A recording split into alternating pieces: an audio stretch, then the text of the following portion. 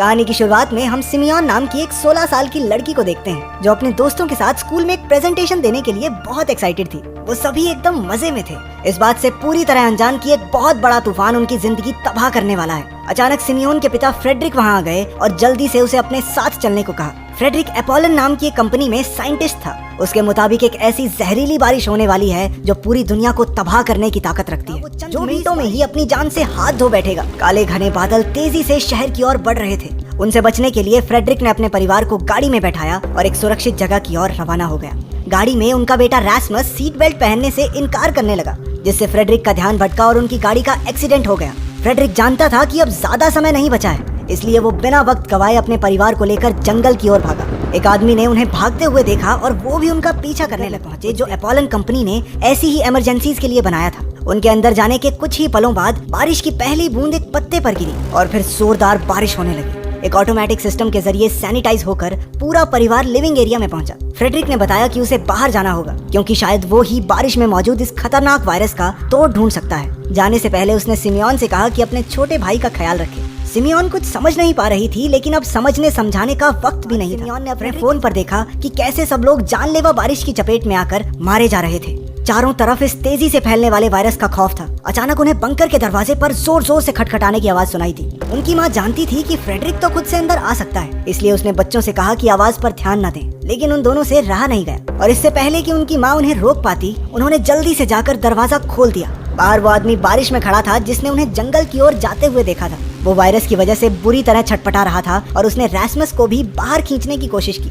उनकी माँ उसे बचाने के लिए कूद पड़ी और बच्चों को जल्दी से दरवाजा बंद करने को कहा। वो अपनी माँ को अकेला नहीं छोड़ना चाहते थे, लेकिन मजबूरन उन्हें दरवाजा बंद तड़प कर मर गई और दोनों भाई बहन अंदर रोते रहे। सिमियोन ने अपने भाई का ध्यान रखते हुए उसे खुश रखने की पूरी कोशिश की, हालांकि वो खुद ही अंदर से टूटी हुई थी। रात को वो दोनों सो गए, लेकिन एक आवाज से सिमियोन की नींद खुली। उसने बताया कि उसने कुछ देर पहले फ्रेडरिक को देखा, लेकिन सिमियोन समझ गई कि ये सिर्फ एक सपना ही होगा। इसके बाद वो दोनों कंट्रोल रूम में पहुंचे, जहां उन्हें पता चला कि पूरे शहर में ऐसे कई और बंकर्स हैं। सिमियोन ने उन्हें कांटेक्ट करने की कोशिश की, लेकिन किसी का सिग्नल नहीं मिला। वो दोनों बिल्कुल अकेले हो गए। सिमियोन ने रैस्मस को विश्वास दिलाया कि उनके पिता जल्द ही दुनिया को बचाकर वापस आ जाएंगे। एक दूसरे का ख्याल रखते रखते कब दिन से महीने और महीनों से साल बीत गए पता ही नहीं चला। 6 साल उसी बंकर में बिताने के बाद रैस्मस 17 साल का नौजवान हो चुका था। अब वो दिन ब दिन बेसब्र होता जा रहा था। सिमियोन उसे दिलासा देने की पूरी कोशिश करती थी, लेकिन उसके पिता के इतने साल गुम रहने के बाद उसे भी लगा था कि शायद अब वो उससे कभी नहीं मिल पाएंगे। एक रात सिमियोन ने फैसला लिया कि बस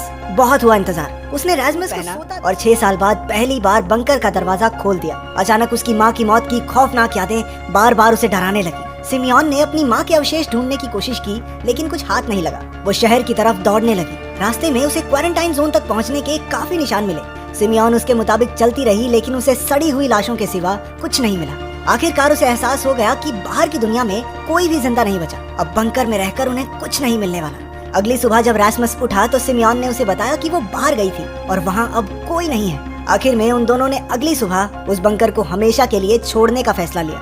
रात को वो आखिरी बार बंकर में गले लगकर सोए। उन्हें एहसास पाइप ब्लॉक हो चुकी है। सिमियोन बेहोश हो गई, लेकिन रैस्मस सही वक्त पर उठकर उसे बाहर खींच लाया। पता चला कि ऑक्सीजन की ब्लॉकेज कोई इत्तेफाक नहीं था। असल में अभी भी कुछ लोग जिंदा हैं जिन्होंने कल सिमियोन को बाहर देख लिया था। उन्हीं लोगों ने ऑक्सीजन पाइप को ब्लॉक किया था।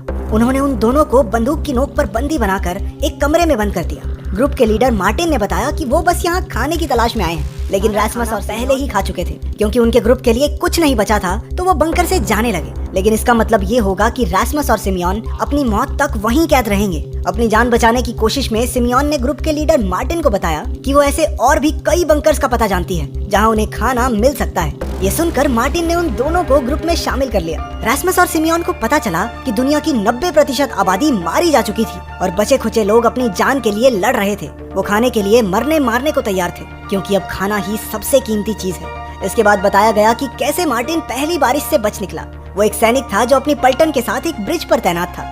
उसे एक औरत दिखाई दी जो अपने नवजात बच्चे के साथ, वो चाहकर भी उसे गोली नहीं मार सका। लेकिन इसका अंजाम ये हुआ कि उसके सभी साथी सैनिक इन्फेक्टेड हो गए और आखिर में सिर्फ वही जिंदा बचा। फिर उसने पैट्रिक नाम के एक आदमी से हाथ मिला लिया और वो दोनों खाने और घर की तलाश में इधर उधर भटकने लगे। एक दिन उन्हें 3 लोगों का एक ग्रुप मिला जिसकी लीडर थी बीट्रिस।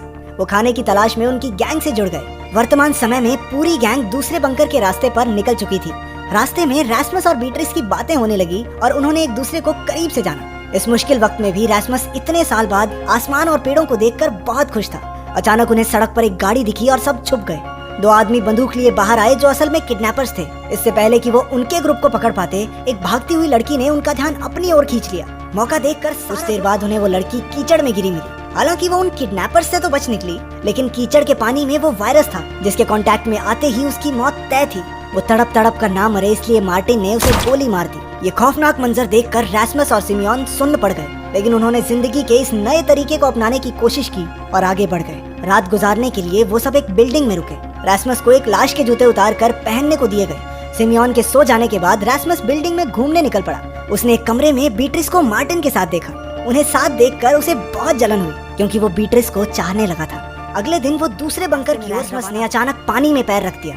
मार्टिन उसे गोली मारने ही वाला था कि सिमियोन ने उसे रोक दिया। खुशकिस्मती से जो जूते उसने पहने थे वो पूरी तरह वाटरप्रूफ थे और इसी वजह से उसकी जान बच गई। आखिरकार वो बंकर तक पहुंच गए, जिसका दरवाजा सिमियोन ने अपने फिंगरप्रिंट से खोला। अंदर उन्हें एक पूरा कमरा खाने से भरा हुआ मिला। उन सब ने इतना खाना सालों में नहीं देखा था। तभी सिमियोन की नजर कमरे में रखे एक फोन पर पड़ी। वो उसके पिता का फोन था। इसका मतलब वो भी सालों पहले यहाँ आया था। सिमियोन को फोन में फ्रेडरिक के बॉस की एक वीडियो मिली, जिसमें उसने फ्रेडरिक को एपोलन के हेडक्वार्टर्स में स्वीडन बुलाया था। उसने कहा कि अब सिर्फ फ्रेडरिक ही वायरस का इलाज ढूंढ सकता है। सिमियोन ने उनके साथ स्वीडन चलने को कहा। हालांकि उन सबको तो बंकर में खाना और रहने की जगह मिल गई थी, इसलिए मार्टिन ने जाने से साफ मना कर दिया। रैस्मस और सिमियोन अकेले ही वहाँ से निकल पड़े। कुछ देर बाद जब बीट्रिस नींद से जागी तो उसे पता चला कि वो दोनों चले गए। वो भी लिया और जीन के साथ मार्टिन को अलविदा कहकर उन्हें ढूंढने निकल गई। अब बंकर में मार्टिन और उसका दोस्त पैट्रिक ही बचे थे। ग्रुप के सारे लोग कोपेनहेगन शहर के बॉर्डर पर मिले और एक साथ आगे बढ़ने लगे। लगभग 1 घंटा चलने के बाद सब एक जगह बैठकर खाना खाने लगे। जीन और ले एक चश्मे की दुकान पर उसके लिए नया चश्मा लेने गए। उनकी गैर मौजूदगी में ग्रुप के बाकी लोगों पर चोरों ने हमला कर दिया जो उनका खाना चुराने आए थे। सब जान बचाकर भाग निकले, लेकिन इस भागा दौड़ी में सिमियोन रैस्मस और बीट्रिस से अनजान हिस्से में जा पहुंची, जहां उसे एक छोटा बच्चा दिखाई दिया। जब भूख के मारे बच्चे ने यूं ही दवाइयां लेनी शुरू की तो सिमियोन ने उसे कुछ खाना दिया। तभी उस बच्चे का बाप वहां आ गया, जिसे लगा कि सिमियोन एक किडनैपर है। उसने उन्हें विश्वास दिलाया कि वो बुरे इंसान नहीं है और बाद के लिए थोड़ा और खाना भी दिया। जब बारिश रुकने पर वो बाप बेटा बाहर निकले तो कुछ लोगों ने उन पर भी हमला कर दिया। सिमियोन उनकी मदद करना चाहती तो थी, लेकिन जानती थी कि इससे कोई फायदा नहीं होगा, इसलिए वो वहाँ से भाग निकले। दूसरी ओर रैस्मस और बीट्रिस एक मोहल्ले में पहुंचे जहाँ बीट्रिस पैदा हुई थी। वो पहली बारिश के बाद यहाँ कभी नहीं आई थी और अपने माँ बाप की सड़ी हुई लाशें देखकर उसकी रूह कांप गई।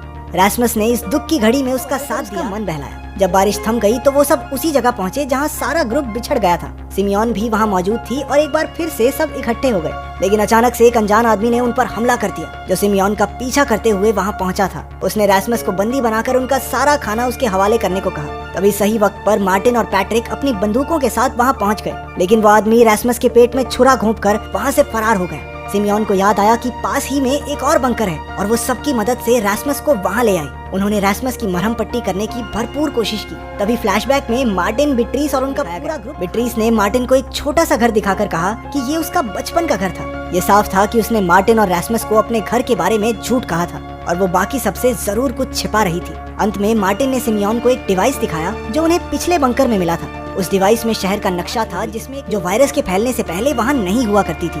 मार्टिन को यकीन था कि इस दीवार के दूसरी तरफ उन्हें इन्फेक्टेड लोग नहीं मिलेंगे। इसका मतलब उनके पास अभी भी बचने का एक